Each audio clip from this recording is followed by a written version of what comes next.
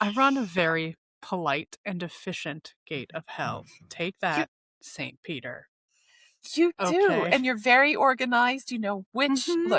you know which ring everybody goes to. You Exactly. can quote the Inferno while they do it. It's fine. It's Right. good. Yeah, we just have different vibes. I love how you're like, I'm the Eldritch Horror, and I'm like, I'm your corporate nightmare. Like, I know I'm supposed to be the bestie who's running the bar, who will get you totally sloshed but protect the shit out of you, who will then introduce you to her Eldritch Horror friend. But I really just look like a fucking receptionist for hell. Hi guys, it's Stacy. Would you like to check in? Great, love that for you. Stacy's Oh my doing god. much better PR for hell than anything else ever Oh, could. dude, right? Right, capitalism, right here. I run capitalism. That's it, baby. Valerie's Love that for punishment me. was monitoring the DMs for hell. You know what? Honest to God, I'd rather have that as my full-time job than be community manager for a game company. Way easier. It's way fucking easier. The hardest part for me was literally sitting on panels, and everyone always asks the same questions. Like, my favorite one for One Piece was always, why do you have to call him Zolo? His name is Zoro. And we would just sit there and like slowly cock our head like a meme. Like, I don't know, maybe because one of those names has a copyright, but what do I know? You should try using the internet and your fucking brain. But you can't say that on a panel. So you just go, noted, we'll let the editors know. Ha ha ha. And somebody actually asked me that sitting next to the actual editor. And she just gave me the look, and I was like, I know, babe. I know I can't fucking say shit. I know. I know. Yeah, thanks for that point. Love that for you. Okay. Would much rather run the DMs for hell. I feel like I can be more honest. You would. Honesty I is would. valued in hell. Do I check in at 9 a.m.? You're already here, bitch! Ha ha! Anyway. That's my week. I'm waiting for Mama to already start her own new like hashtag campaign for me. Keep Nikki 2026. Y'all, no, it's dead serious. Hashtag keep Nikki. She look, we're American and Nikki needs healthcare and so do I, but she has better prospects and she has to get a job, And a y'all. child. And a child. I have to get a real job answering hell's DMs. Yeah, no, hashtag keep Nikki. I need this to work. I need this podcast to work. That's the real answer. I love that for you, bestie, but I really like this podcasting content thing. I'm not leaving the podcast, don't worry. But you might have noticed my time has been more reduced in the Discord and streams and stuff as I work through contracts, and who knows, maybe get an adult job at 40. It's fine. It's fine. Hey. But hey, if we hashtag keep Nikki by making this work out, she doesn't have to work for the man. So help Nikki not work for the man. Join our memberships. Thanks, members. You guys are great. Help me not have to find a job with the man. Thank you for helping us not find a job with the man. We really appreciate that more than you know. As I submit frickin' application 9,622 to be ghosted. Love this job market right now. Oh, yeah. Another game studio shut down today, or had layoffs today. I was checking my LinkedIn and it's just brutal. And Gamescom is in 2 weeks, which is wild. And I'm not going to talk about Infold's presence at Gamescom yet because it's in 2 weeks. Ha ha ha ha. So I get to do that next week. But trying to see what it was. They're like, we're laying off 45 people. And I'm like, that's half your fucking studio. But yeah, rough, guys. Rough. It's rough out here in these streets. Mm-hmm. Also, if you didn't know, I sent this note and we're doing some game industry stuff to begin with, apparently. Streamelements was acquired by Razer last week. If you Oh, really? log into you clearly do not read anything I put on the Discord, do you, Sire? Hey, mod team, guess what? Fuck it, don't care about news. It's cool. It's fine. This is fine. I mean, I vaguely remember, but a lot's happened since then, babe. That's kind of like moved in terms of information in my head that I keep at the forefront. That is moved down the list. But yeah, though, if you use Streamelements, they were acquired by Razer. Clearly, you haven't edited your Streamelements because when you log in, you have to accept a new terms of service and privacy policy. We're probably training AI, and I don't care. No, the answer to that question is no. I'm a horrible content creator. I'm bad at social media. I don't know why I went here, but I did. And now I'm like, all these things that I don't really know about. Or I'm trying really hard to teach you the business side of it, but you are so Rafayel. Just like, that's cool. I make art. I was like, I made art once, but I feel like it's better if that's why you're Thomas here. I got mad at your art and just retired and was like, fuck it, I'll run the studio. Streamelements was acquired by Razer. Oh, that sounds really bad for you. No! God, it's not bad. It happens. FYI, keeping you. Yeah. It's very sad about it with Supermassive games. Love Supermassive. I know. That's rough. Anyway, for those of you who know of Supermassive games, you might remember them as the people who work on several games that we have played or talked about, or half of Mama's list, including Little Nightmares, The Quarry. Directive 8020 is their newest one. Yes. But they've done everything from back in the day, including like Little Big Planet and all that. They're generally a publisher and they publish and they work on stuff as well. I loved Little Big Planet. But they are a BAFTA-winning game studio. Yeah, I'm very sad that I love Supermassive.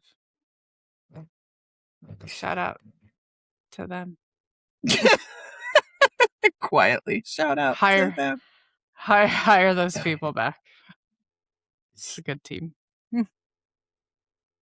Well, that's enough sadness and depression from the gates of hell.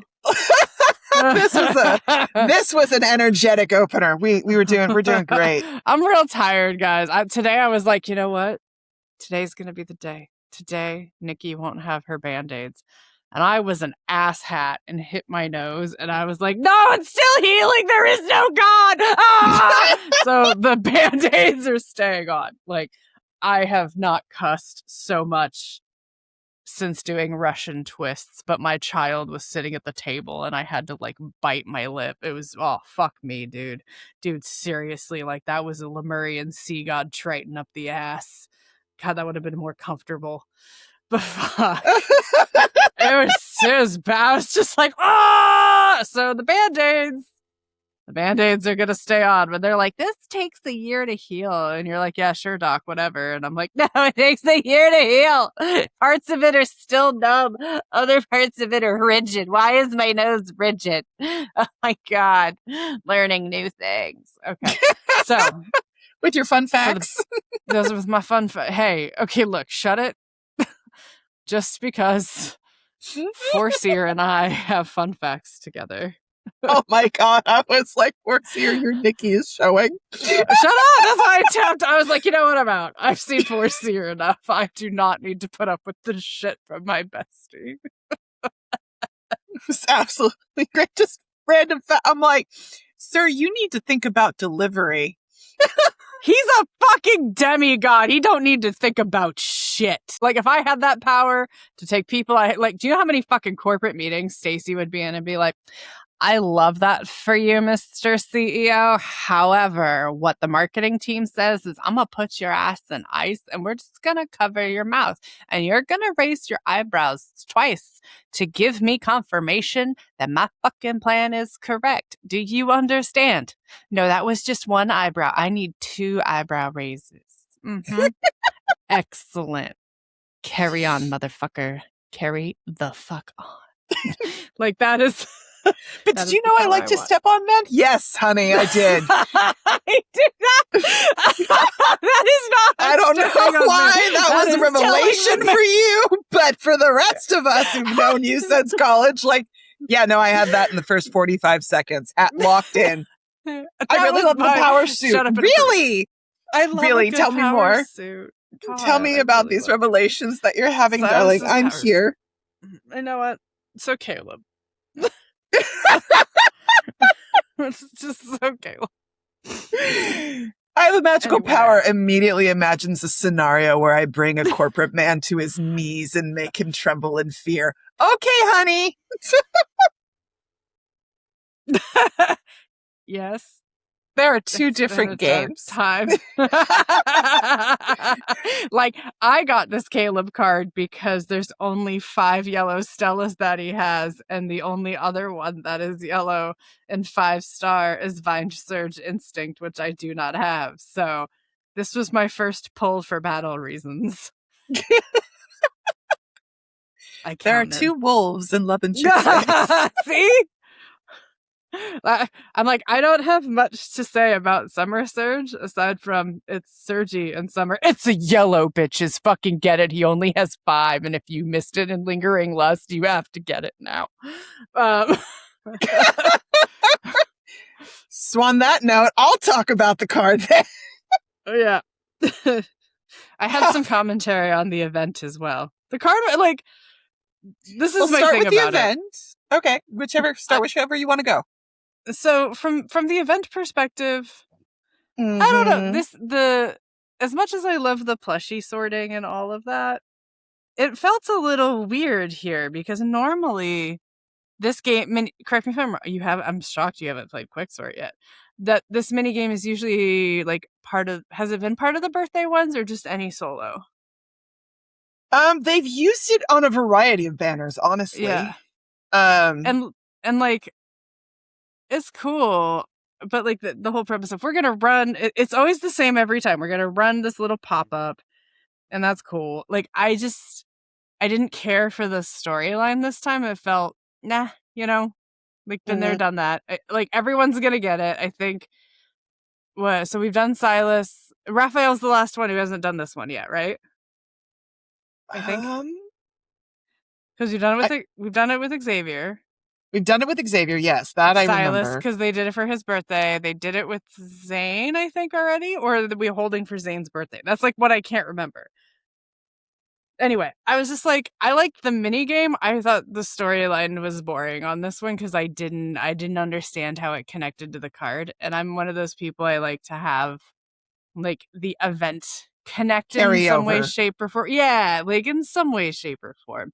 And the whole card being about like basketball, high school, Hall of Fame, all that stuff. Like it was like, we threw some stuff at you. I think there's also, the card storyline is actually really interesting to me. It's cute. I'm kind of tired of the whole MC and Caleb are thinking about their past summers. I'm like, bitches, fuck more! His kisses were better this time. His kisses were lovely this time. Caleb's kisses have improved, y'all. You've been practicing on his hand. On his arm, on his hand, on them apples, on them peaches. He's just taking every opportunity to work that out. And every time he does that little, hey guys, she likes me, I just think of you being like, he's so happy to be here. He's so happy. He's like, I did it. I made it across the finish line, guys. And Gideon's like, God, fuck, damn, right? Oh my God. Here's what I found interesting about this card. What I liked about this card, because yes, Caleb's cards. I'm not a Caleb girly, so I'm like, okay. which is totally fine. Caleb's cards on a whole tend to be very nostalgic. And a Right. lot of his tender moments, his 4-star cards, are wrapped around the our memories from the past, honestly, Right. where we're starting to get more present day. And I thought for me, this particular card was a great little bridge over. I got a sense of kind of a closing of the past that because part of the storyline is this question of, did you actually like me back then? Like, when did these feelings that we grow up with turn from the platonic to the romantic? And you're clearly seeing Caleb have that moment and have that in the past. The hey girl, hey, oh shoot, this is kind of awkward. Can you not touch me, please? Because this is leading to That was great. don't touch me. I'm like, oh honey. And she's like, what's wrong with you? And I'm like, look down, you'll see what's wrong. I know. I just want to be like, girl, you're being Girl. kind of mean. Girl, you're being kind of I oblivious as appreciate hell. you, but goddamn. Holy hell. We're looking at the past, but we're also looking at the present. And I love how it wraps up with her writing him a love letter, a confessional, essentially, and putting it in the locker and having it kind of be, here's this moment where past us and present us come together and get to come full circle and have this moment where the question is asked and answered. It felt more like and now we move forward, kind of it felt like the transitional card that leads us out of this reverie into more future and present day events and timelines. It was like a lovely little. I feel like we've already moment. had that, though. I don't know. Yes Have and we? no. I mean, like a little in the summer vibe, and yes and no. I mean, the relationship with Caleb and Caleb himself is always going to have an element of memory keeping. right. I think that's very much tied into their relationship. And I also think it's tied into Caleb himself desperately trying to remember who he is as being slowly eaten away by Ever. Tragedy and angst in every And Caleb the Turing chip. I mean, that's what it is. It's trying to rewrite his memories, rewrite his personality. And so the core of Caleb and who he views himself to be is wrapped around his love and protection of MC. So he reiterates those memories. He reinforces those memories. So I don't think we're ever not going to have a level of nostalgia. I think the tone is different here. Okay, this isn't just like, hey, remember when we were teenagers and you were awkward and I was awkward and we both wanted to bang but couldn't figure that out? This is more like, now we know we want to bang and we're less awkward. And we're less awkward about it, but also those feelings that we were feeling,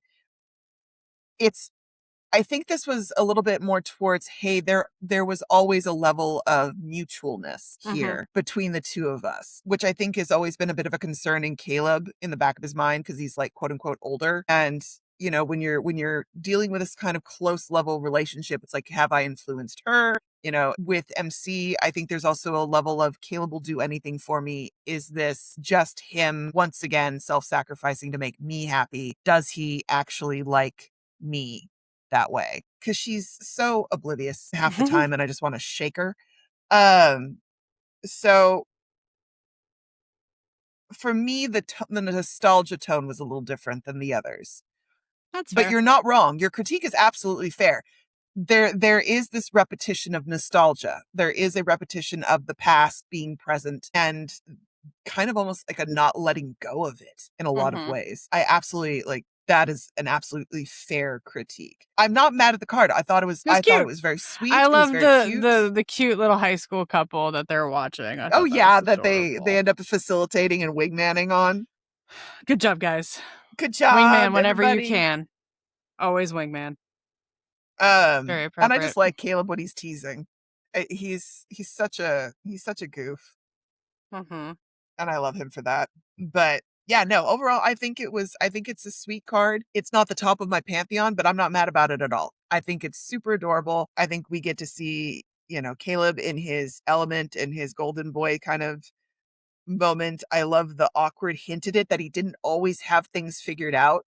those shaky I did moments. like that flashback moment because Caleb is always you've got your shit together and everything's perfect and blah blah blah, and I really did appreciate I'm awkward, God don't touch me. Like it was really cute. I really like that scene. The girl I like is on my back. The girl I like is on my back. Oh yeah, like that was fucking adorable. I was like, yeah, buddy. Oh, total Inside Out moment. The Council of Caleb's freaking out. It's great. It was great. It was absolutely great. No, it's a great card. It's a good card. I am down for this cause. I love the subtle nod to his fake arm by having that sheep on it. Yeah. Mm-hmm. The design is very interesting. What are your thoughts on, have you used the pose? And what about the universal hat? And I see you have him in the jersey and the hat, which I think is hilarious. You can tell when the last time I had Caleb Wow, Solo in here was. Hey, what were you doing with him?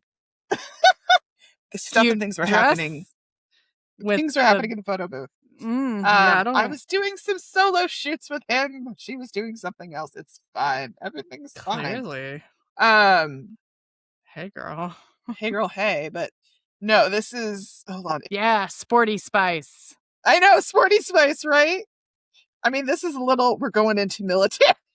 Or no, Zayne's birthday. Leave it. I like the outfit. The hat, I'm actually, come back here, dear.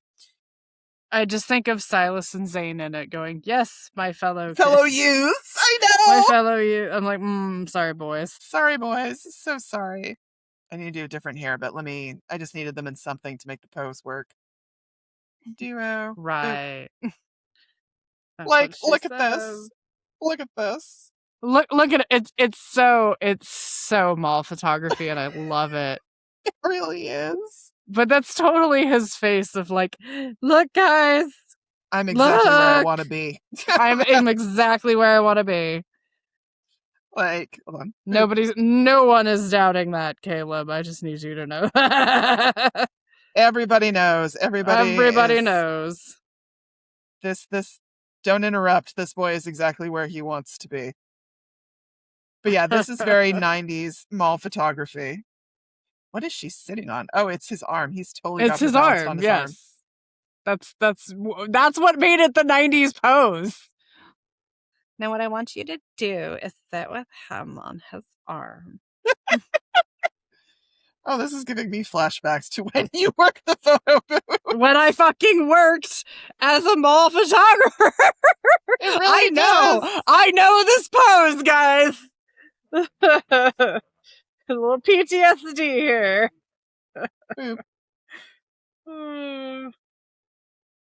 I'm not mad at the pose. I think the pose is hysterical. I think it's cute. I think it's very everything is very fitting to Caleb, and I think that's the thing. I think if you're a Caleb girly, correct me if I'm wrong, this was a fun romp.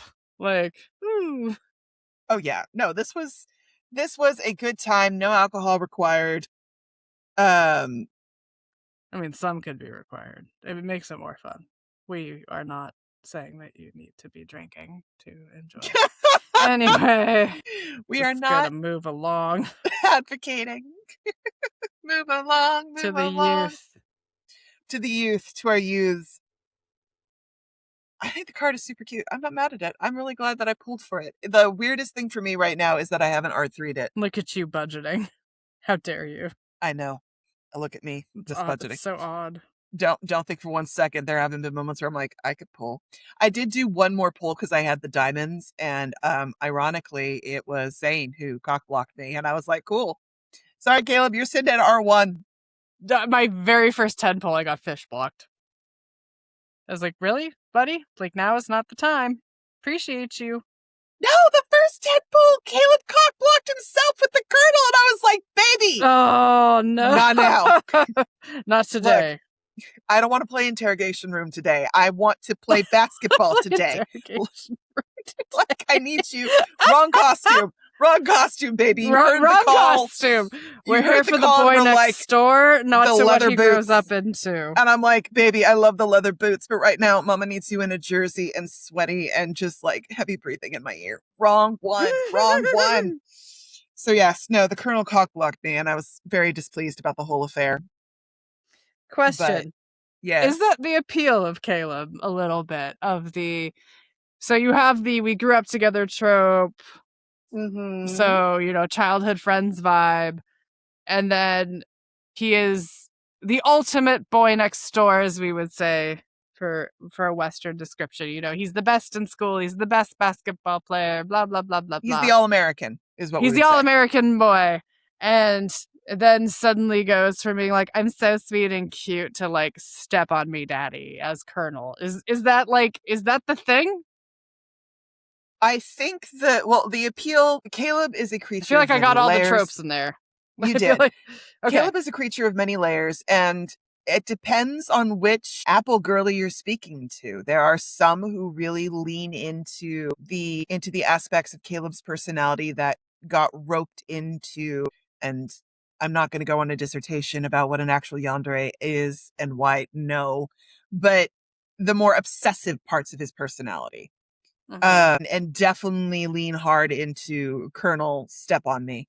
There are others who are very much here for Caleb and his more puppy act. The sweet boy who cooks for you, takes care of you, who knows you and loves you no matter what. It's the who will eat someone's face if they touch you incorrectly. Oh yeah. I think for me personally, my draw in Caleb is having the attention of the person who quite frankly could have anybody in the room. Like that boy is smart, pretty, and a whole lot of talent wrapped in that package, and he could literally snap his fingers and have anybody in the room. Man or woman, don't matter. Kneel before Zod. Like Viper. It's your dad. You know? Viper, not Viper. He could. We're saying he could. We're not saying he but should. God, no. Man, woman, Viper, you know. Whatever it is. He could have them if he wanted them. But he chooses you out of everybody. He chooses like you. His focus is on Pokemon. You to the point where nobody else turns his head. Not even a little. Like just eyes on you at all times kind of a thing. I mean, also the layers of angst in his story. The amount that he has suffered. I do love the like through. I love the angst layers. I don't have the card with his arm that came out when he originally came out. I'm like, God damn it, I want that one. Oh, Painful That one Signal? I want for the story. Yeah, I don't have Painful Signal. And I'm a Jasmine, so I love the angst. I know you love the angst. I want Caleb is a absolute fest of angst in terms of fabulous. I like it. I love it. What he's going through, what he's suffering. Yes, it's just for cheerleaders out there. I just wanted to keep it on theme. That teasing grin he gets, he loves pushing buttons. And it's just Caleb's draw is his ability to just flip on a damn dime. Because one minute it's ha ha ha, boy next door, tease, tease, tease. And the next thing you're flat on your back and Caleb's dropped his voice an octave. And you're like, I'm sorry. I find it really funny when he answers the phone. It's like, it's business, Caleb. I'm always like, oh yes, maybe that's just me. The awkward moment where he looks at you before he puts on Colonel voice is funny as hell in stories. Like, I'm sorry, baby, just one sec, just Colonel one voice. moment. Oh, dude, it cracks me the fuck up. Like, I die. I'm sure that's what I sound like. Hang on, I gotta take this call. Hi, this is Nikki. How can I help you? Oh yeah, no, you're a customer. Thanks for calling the marketing pod person hotline. It's his duality. All the love interests have such wonderful layers and complexity to it. And I mean, for Caleb, for me, his goofiness won me over. His ability to, let's not lie, when he legitimately was sitting there casually torturing the master who hurt MC, I was like, I should not be enjoying this, but I am. I know. I have a thing for a man who will kill for me. I really do. I have a problem. That's why you really like Sylus. Men who will casually kill for me without question just turn me on. What do you look for in a man? Mama? Tell us. Will you kill for Welcome me? to Nikki's dating show. What are you looking for in an ally, mama? Does he need to kill for you or only kill for his people? Like, there's a lot of both? murder. Like, There's a lot of murder. No, but like seriously, if you look across all the guys, so you have Raphael, who's total assassin, killing for his people. Sylus, we're just gonna be like Sylus. Caleb, the whole ever fleet, all that shit, he's murdering people. He does it in his opening scene and back in Homecoming he just Wings. blows the head You off got of that Dawnbreaker spy. Zayne. Oh, and then Xavier's like, I'm killing all of my old backtrackers who turn into wanderers. This is fine. We have a bunch of serial killers. Apparently justified. But it's all justified. It's justifiable homicide. Yeah. Kind of like is what they would try to hold up in court, I think. But I was like, wow, there's a lot of murder. Some is more open than others. Some more open than others, but Caleb's and his VA does an amazing job. Like, oh, I love his, and again, I love the fact that at least in the English accent, he does have a lisp, which I think is so great. I think it adds to Boy Next Door or All American Boy, but also, no one's ever gonna call it out as the Colonel. What was that? Ah! Like, yeah, you tell him. Nobody's gonna say shit. They would like to live. I love it. Love it. I love it. I think Apple Girlies will be pleased. Yay. Yay. So as a gentle reminder, I'm looking at the dude, I got the card and I was like, I'm out. I'm done. So you get the outfit at 70 pulls, you get the pose at 50, you get the universal hat at 30, and then of course at 100 pulls you just get some mats. That's great. I kind of appreciate that at 70 pulls is like really when you get all the collectible stuff this time, because that's at least a hard pity, and like that's what happened to me. I got the hard pity hit. But at least I won the 50-50. And this ends, I think, the day this episode comes out. So if you need one of 5 Yellow Stellas, do it. At the time of this recording, you have 2 days and 8 hours. Yes. Get it while it's hot. Get it while it's hot. Meow. Meow. No. No. I know. And then apparently, I keep checking when the special extra kitty counter tokens, those expire in like a week, in 5 days on the kitty counter. Yeah, they have the, because I was freaking out last night. I was like, oh my god, I need to do the special Meowcos! Oh yeah, I know. Like, and I've been having the most horrible, so here is that Caleb's the first one who actually completed the set. I've been having horrible pulls for my Meowco this time around. So, that's okay. But they're adorable. Are they? Look at them. Look at them. They're so cute. I love that Crane Games is really what hooked Sire. Oh, that cracked me up. As soon as he saw the plushies. I saw the face. I saw the look in his eyes. I was like, They're floofs. You can't say no to the floofs. And of course, this is what's on deck this week. Yeah, I don't know how I feel about the new blueberry thing. It's cool. Man, look at you. You love the 2-prong. I feel much better at the 2-prong than I do at the 3-prong.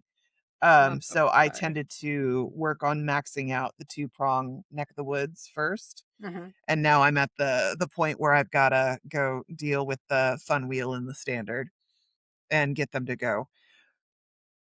It's okay. It's fine. You have not gotten the purple kiwi curio? No, I have not. Look at him. Look at him! I know. Yeah, I can't wait until I can make a giant one. Oh, your house is going to be nothing. Oh my god. Nothing but plushies. I'm saving all of my plushies just to make the giant ones. And I recently swapped my kitchen and my gym because it's easier to be closer to the spices, which is also true in life for you at-home gardeners. Trust me, makes my life really easy. Yeah, I'm like doing nothing but working on my gardens and cooking in both Lads and Infinity, Nikki. I was like, for the system, for research. Yeah, totally. Of course, I flipped the gym and the kitchen. but one of the things that I discovered, and I was super pissed about it, was technically the room templates. I don't know if you want to pop into home or if you care to. The room templates only apply to the rooms that they denote. So I had to rebuild my kitchen from scratch. I couldn't use the template set that I had used. Yeah. No. Right. So just be warned. Yes, I do. So if you're trying to like do that, for example, oh my god, take care of your goddamn plants. They are crying. Your plants are literally crying. There is a batch skip button. Don't make me watch this. This is horrible. Dude, nature is screaming in pain. Rafayel Captain Planet is losing his goddamn mind. And Caleb is like, dear Christ, is there a reason our spices are shit? Yes, there are. You can give them tickets to do this. Just fucking help them. They didn't hurt you. They're just plants. I've had a rough couple of days. Jesus Christ. There's a batch skip button. Oh no, now after all of that, after you just raked me unhappy faces. And they'll continue to be so. After what we will continue the sadness until the plants improve. Fucking hell. Watch. After raking me over the coals, how do you know that we're best friends? Because she'll say shit like that. Like, pardon me while I go. I wrong? Dishonor on my cow. I'm so sorry, everybody. Yeah, well, if you could have a cow, it would probably be making the same face with its pygmy goat companion friend. Because the pygmy goat didn't get brushed and is crying quietly in its sleepy bed. Tell me how else you feel.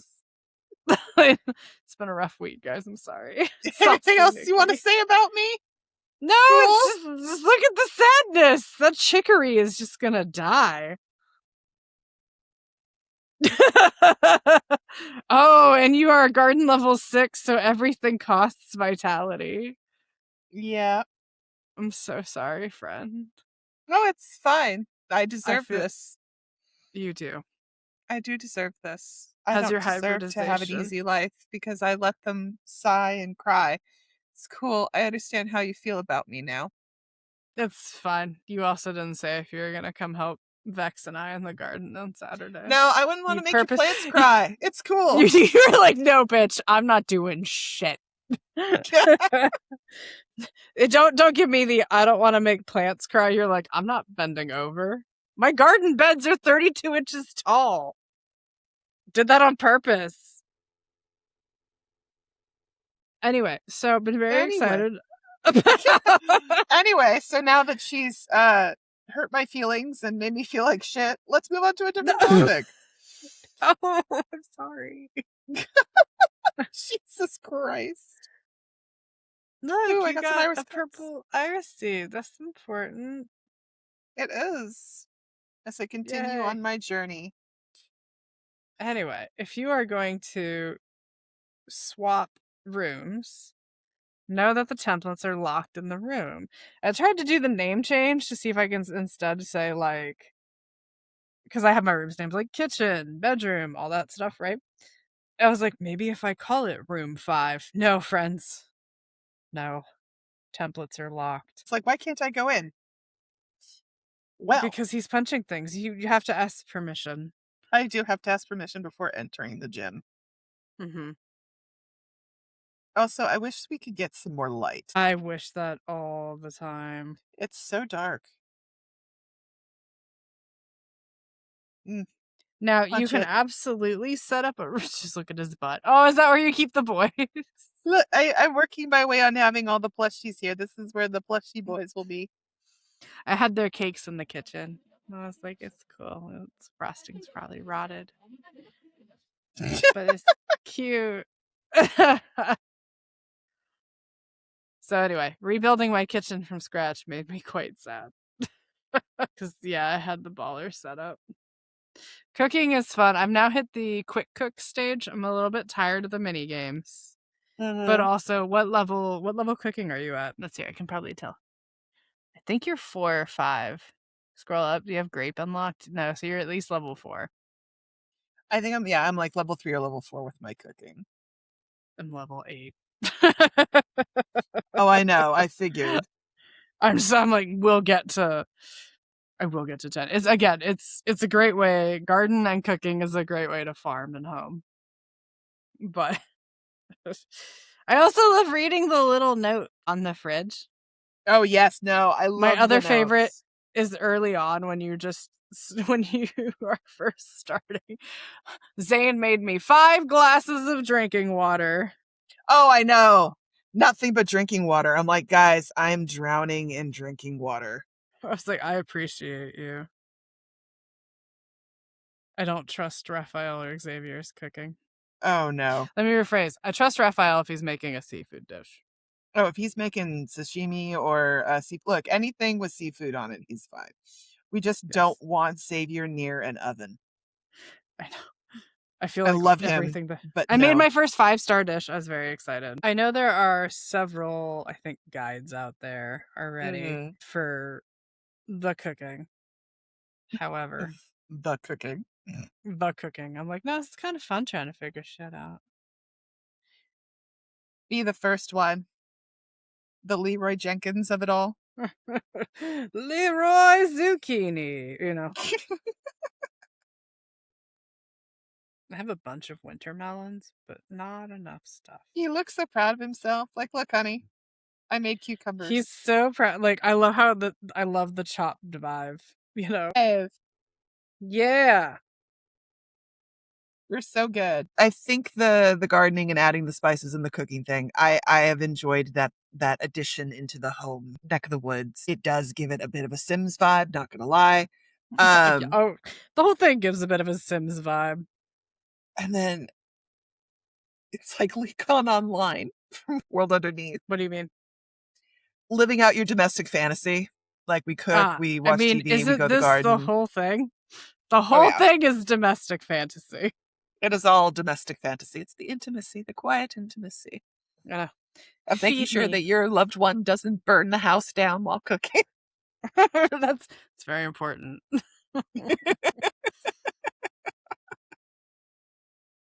I did have notes about some of the stuff going around with the whole Rafayel leak.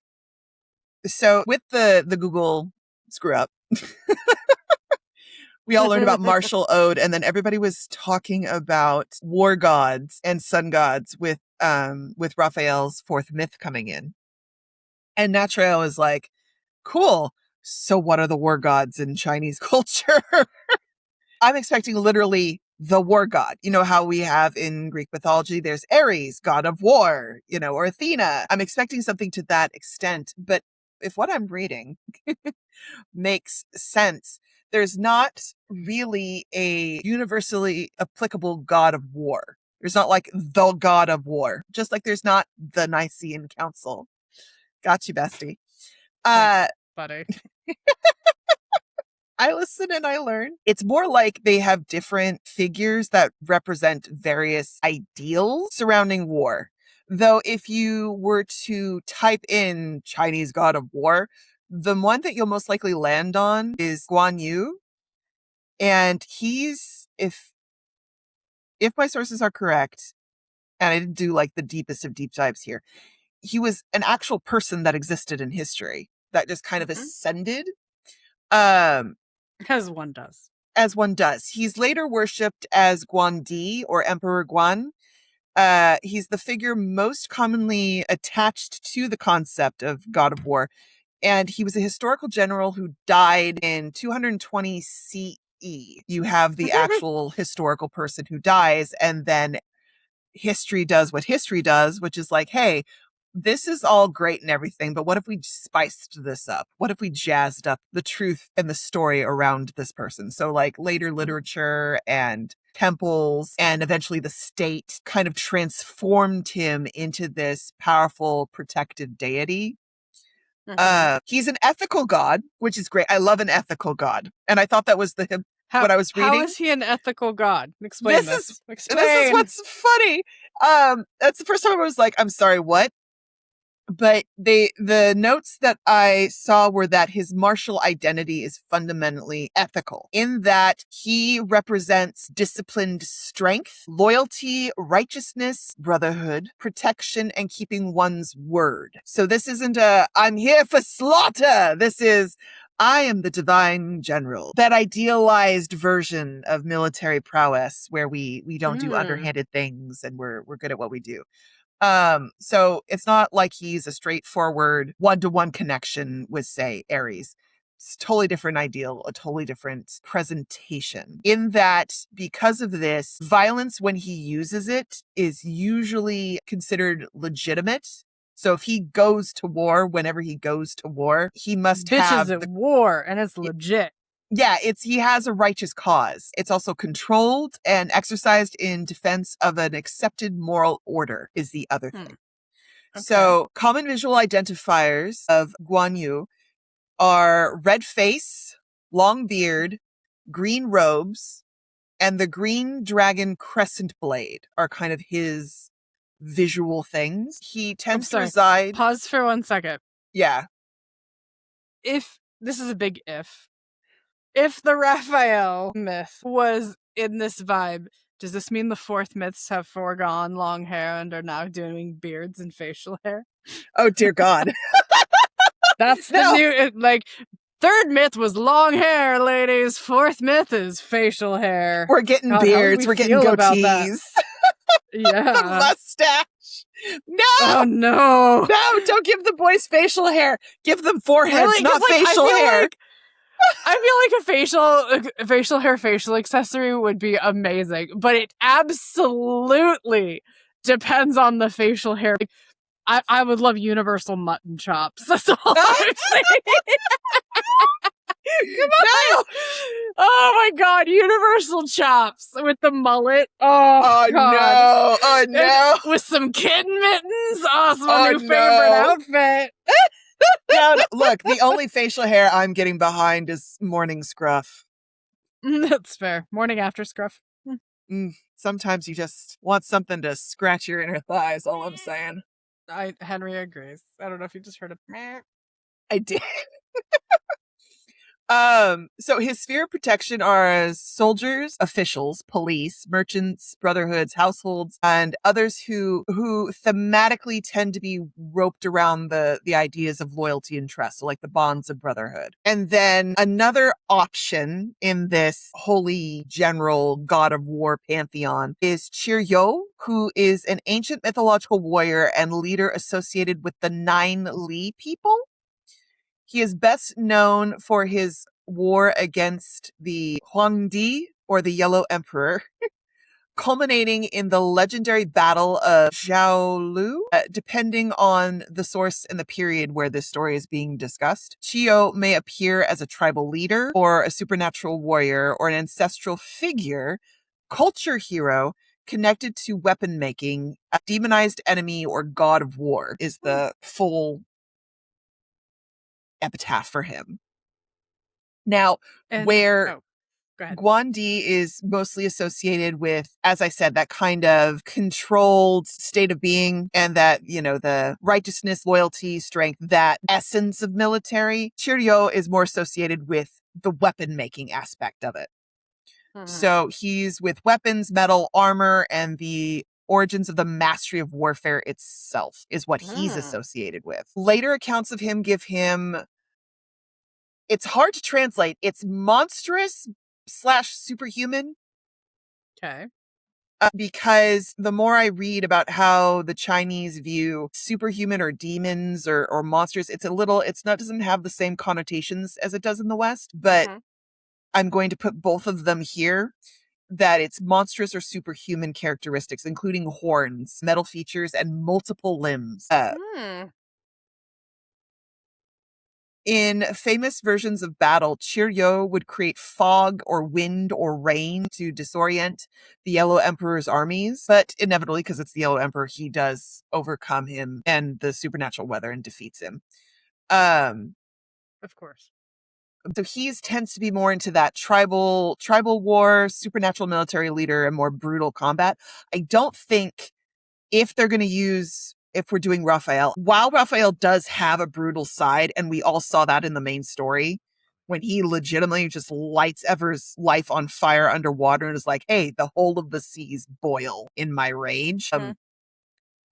I feel like the level of brutality that tends to be put in with Cheerio, it feels a little different. And then the last one, because it's always a trinity, isn't there? One of the last ones that I found was Yandi, known as the Flame Emperor. And he's a legendary ruler, early ruler, associated with fire, heat, agriculture, and tribal ancestry. So he's actually might be a good reference point for Rafayel, one, because of the fire evol, but that more tribal ancestry I can see be translated into Lemurian. But the traditions often identify or connect him with Shenong, although the relationship between the names vary across sources. So he has a couple of different names.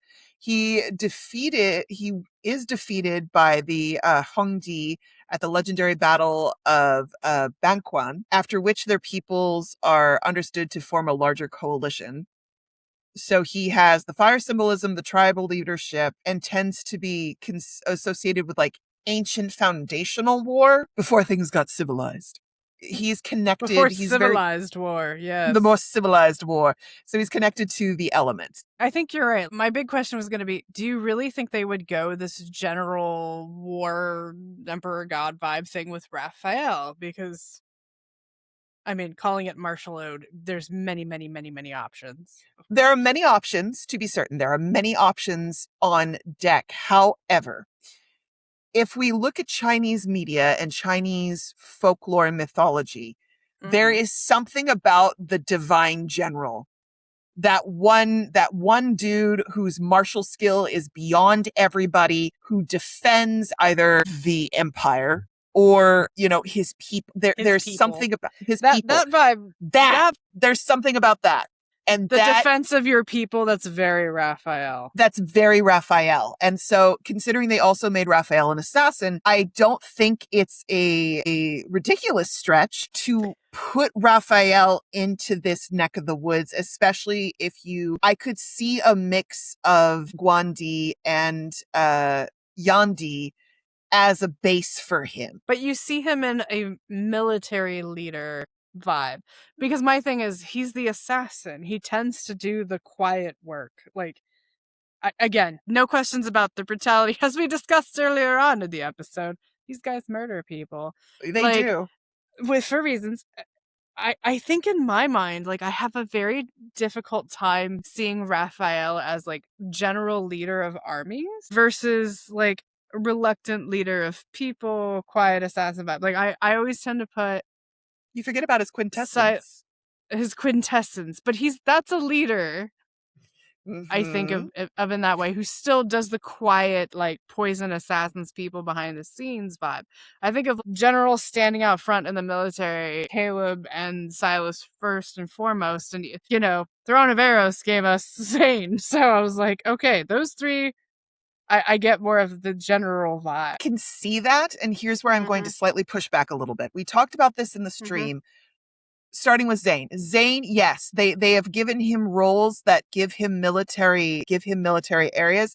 I would say for Zayne, he's definitely more in the Guanyu neck of the woods, in that tradition. The noble intellectual general. Yes, the tactician. Tactician. Good way of putting it. They keep Zayne very much in the neck of the woods in terms of energy. It's very much about the energy of the mind. He's very much the tactician, the strategist. Right. Shifu, he's put in the mentorship position.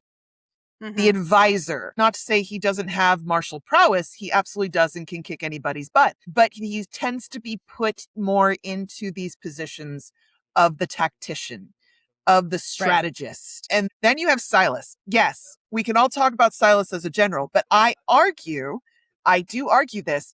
Could he be a general? Yes. Lead troops, do all that. Absolutely. I tend to put Sylus less general and more band of brigands, the mercenary, He's a reluctant leader when necessary. He would much rather run the underground. He doesn't want to be beholden to the honor bit per se, because he has his own his own code and conduct, I think. Yes. And I would argue I tend to put him more in the Lord of the Hunt category. I don't put him with military. I have him, his energy is very primal, very elemental, very the cycle of life in terms of the strong win, the weak die. And like when we saw in Grassland Romance, where the hunting and he has the skills, he can, you know, ride on horseback and do the archery and do the wrestling and do all this, but he's happiest when his natural state of just strength and hunt and the way of nature tends to be more his realm than the rules of the laws of warfare kind of a thing. That's not his vibe. Could he do it? Absolutely. But I tend to associate him less with military in general. Okay, fair. And then you have Xavier. Xavier is a king and he is a Caleb knight. altogether. I'm going to get to Caleb in a minute. He's a king and a knight. He's never put in position of general, though he is a leader, though he's a reluctant leader. But he will do it. I find Rafayel and Xavier more aligned on that front. Like, yes. To be fair, they're both kings, royalty, they lead people. Both reluctantly. They both are, I did not choose this, but I will do it. Yes. It's all they've ever known. For Rafayel, it's all he's ever known, is this burden of leadership. His quintessence. Xavier's more of a, I will take leadership, but I take leadership understanding that the lives at my command have value. They are not a number to be thrown into a pit for my betterment. He has a hard relationship with leadership because of his relationship with his father and what his father allowed under his leadership. And how his father treated those around him in regards to their lives being wholly expendable. That being his example of leadership and kingship has left a very bitter taste in Xavier's mouth. And then we get to Caleb.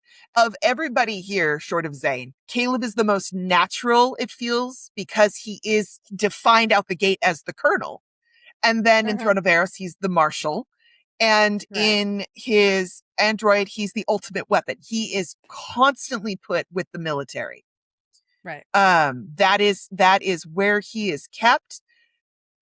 And even the Netherlord, to a degree, had martial prowess about him. So the ability to be a general, but that's kind of already his current state. So it's him as a mythical general in, say, one of his myths. I'm not certain. Just because it's already so do it, yeah. It's already there. He's already the colonel. Well, and this brings up an interesting question I wanted to ask, and it's going to be a surprise one, so I'm pretty sure you won't have the lore research off the cuff. But what if it's not about Rafayel? What if it's about MC? What if? Oh, I would love that. You talk about how, like, for example, we always associate Caleb with the martial aspect, but technically MC is too. She's a hunter. She is always a fighter, whether taking the sword from someone's chest or fighting back and stabbing bitches as necessary. She is martial in and of herself. And I would love the fourth myths to be that we're not really fridging MC as much, and that maybe the boys are the support companion for her ass whoopery. MC has been many things. She's been the princess, the sorceress, the priestess, student, like all of it. The assassin, but hunter. I think the only time she's ever been, I'm thinking of the Throne of Eros AU, whereas the Empress, she was very no bullshit, cutthroat, cunning. Yes. Like that. I really would love to kind of see more of that, because I think one of my things about Raphael's myths with her is the fridging trope. Like, she has to die for this thing to work for her man and his people. And I appreciate Raphael's like, no. And then we get that exceptionally. You can just put that scene up right now of the Lemurian sea god myth of him being like, you know exactly what I'm talking about. Let's just put the tragedy on the screen. Let's just put the tragedy on the screen. Like, I would really love for her to be like, I am raising the armies of hell to, like, fucking take this shit on. Let's go. I want the fourth myths to be, I'm battling the gods, essentially. Come on, Astra, whatever the fuck is causing this in Lemuria, like, all of it. I want it to be her Martial Ode. Well, there's also... I think it'd be great. You could Seafoam. also Spoilers have... of tears. Spoilers of tears. You could also have Rafayel being the general that is like, I am, how do I say this? If we think of Chinese narrative tropes and we think of the storylines they put together, you know, the general that defends the kingdom for his empress and rises up to become the emperor. There's a lot of ways we could go about it. I would love to see MC as the general. That would be amazing, especially if they were rival generals. That would be great. Yeah, something like that. I have a fantasy, y'all. There is a fantasy of it. But I agree. It would be nice to see her a bit more. I mean, here's the other thing. Like, the third myth ripped our hearts out. Yeah. Completely. Just ripped our hearts out. And I'm going, okay, if we want to play the, did they have their happy ending? Abyss Walker is the closest happy ending for Rafayel, because she remembers and then they go off into the desert and have a grand old time. Sea God rips your heart out, and so it's like, can they go further? Oh, they can. Here's the one. We've been shish kebabbing MC left, right, and center. Is the fourth myth the one where it's the men's turn to do the noble sacrifice? Time to die. Because Sylus is always in the inverse, which is very interesting because he's also placed in the other.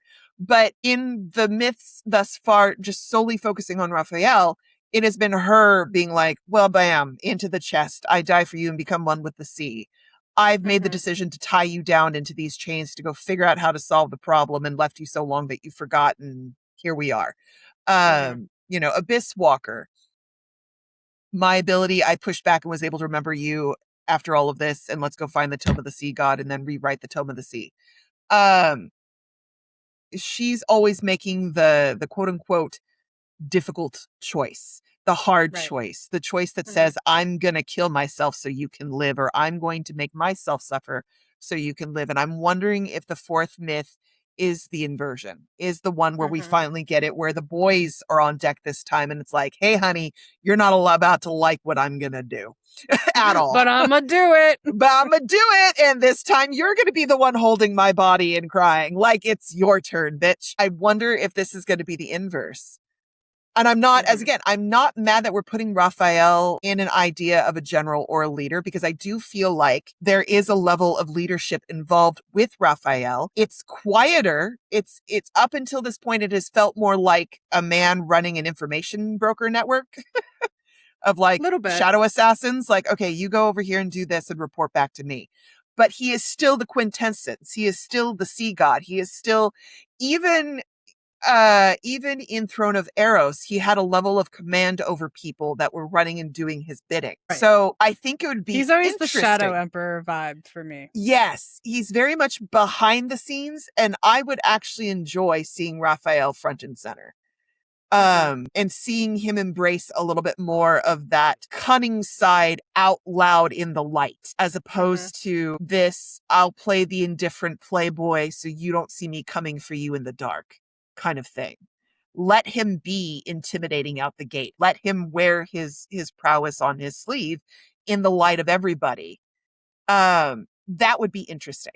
That would be an interesting inversion on Rafayel. I'm intrigued where they're going to take his fourth myth. The title was interesting. I liked reading about the different war gods. I also found it interesting because one of the leaks had this paragraph.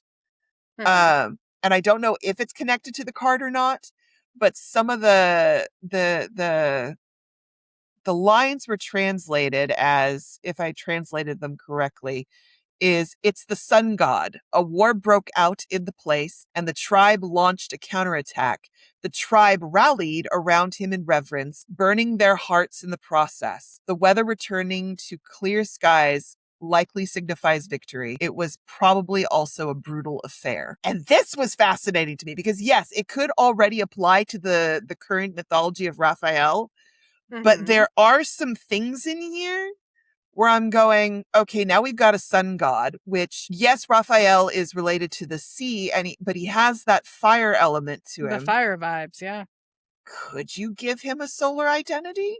That would be interesting because you have I was thinking of Caleb with the solar identity. Caleb's got sun energy about him in that they always like my sunshine. She calls him my sunshine boy a couple of times throughout the various cards. She relates Caleb to sunshine. Xavier's connected to the moon despite being a light evolver, which I find fascinating. Hey, moonlight, bitch. Moonlight We're fighting is powerful. Evil by moonlight. We are fighting Tuxedo Mask is here to stay. It's my little moonlight night. You're doing it, buddy. But it's the idea, the tribalness of it, which is why I was kind of like, they could pull a Yandi in the Flame Emperor. Like, if they made him a general, it's not over some grand civilization.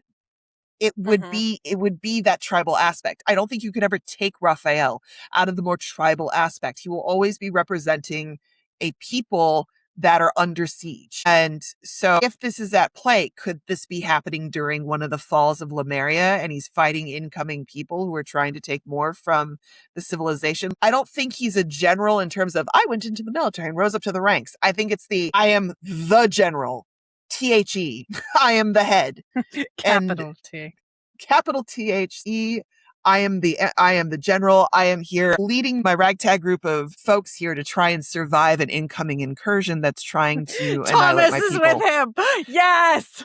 Yes. Thomas and Talia. Thomas and Talia absolutely with him. I really want to see Talia in one of the other myths. Oh, is Talia young I'm and in her surprised prime? it hasn't happened yet. And very specifically in the Lemuria myths, just because of the association of how long lived they are, sort of that Atlantean otherworldly vibe. Wow. I haven't changed his outfit because I've enjoyed it too much. That's fair. It's very fair. But it just feels like she, as part of his royal family sort of vibe, moves through time with him. With the little girl. Wow. I'm not mad at it. Sometimes I like to think it was Talia who taught him. Yeah, I do too. About how to be an assassin. Talia She's in her one youth. I wish we got more of. I know. I want more of her in World Underneath. And anecdotes. I need more Talia. Yes, she's the singer and of course the siren and all of that aspect that's connected with Lemuria. But I would love to see more of Talia and that transition. What I want to know specifically is the transition from when Whalefall Acropolis falls and Ever comes in and murders everybody to how Rafayel got out and what happened in the intervening time. I'm curious about that.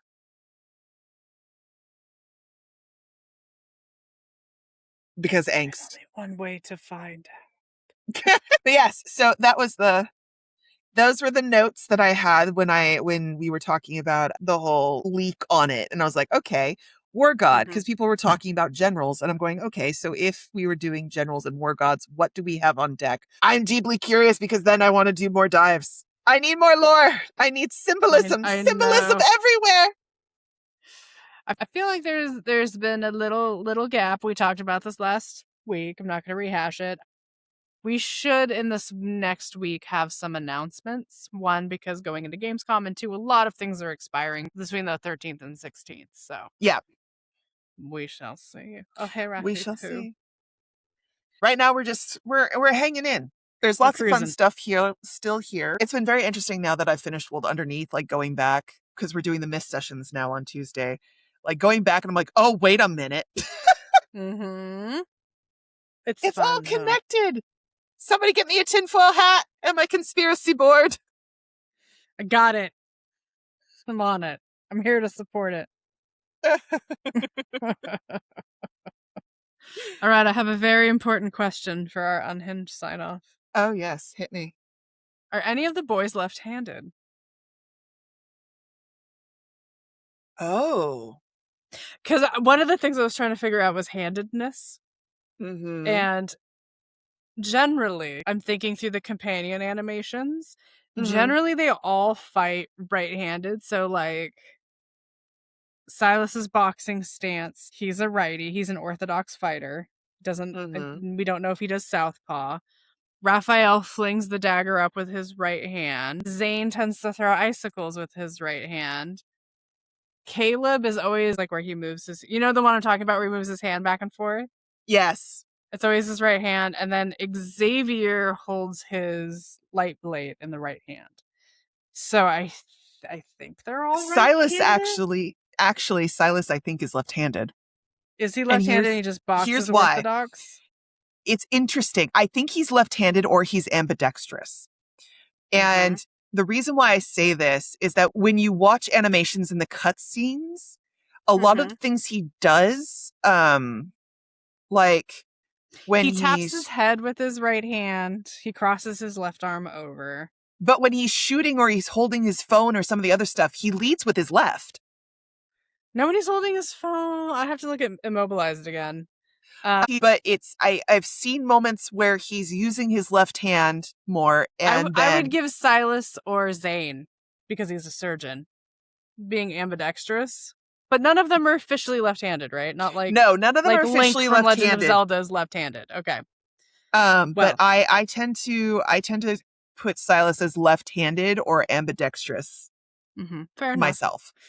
Well, friends, the day this episode drops today, August 13th, is International Left-Handers Day. Woohoo!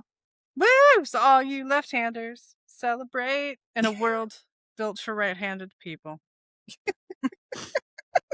I'm here to support you. How with your left hand? What's the sound of one hand clapping? Go practice your Zen Buddhism in the forest. Or with your hand down your pants. However you want to celebrate your left-handedness. Make sure you're using your kitten mitten, children. That's all we say. Whatever you do, be safe. I mean, you don't have to use a kitten mitten alone, but like however you feel. You know what? Go nuts. Buy some scissors. Buy some left-handed scissors. Just design your whole house to be left-handed. As you should. It's your house. As you should. It's your house. Make everybody else conform to you. Yeah, I approve. Well, that's what I had. Till next time, friends. Left-handed people deserve to be celebrated. And it should be noted. They exist. Absolutely. They exist. Wow. Now let's shove you in a box. Shove you in a box.